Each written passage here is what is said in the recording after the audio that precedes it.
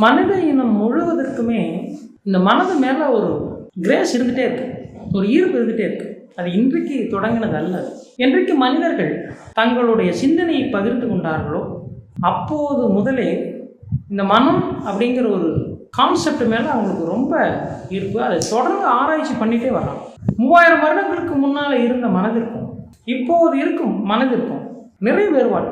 இந்த மனம் ஒரு காலகட்டத்தில் இருப்பது போல இன்னொரு காலகட்டத்தில் இருப்பதில்லை. இன்னும் சொல்லப்போனால் இன்றைக்கு எப்படி டிஜிட்டல் வேர்ல்டு இன்றைக்கி எப்படி அப்டேட் ஆகுதோ, மொபைல் எல்லாம் எப்படி அந்த வெர்ஷன் அப்டேட் ஆகுதோ, அதே போல் மனமும் ஒவ்வொரு காலகட்டத்திலையும் அப்டேட் ஆகுது.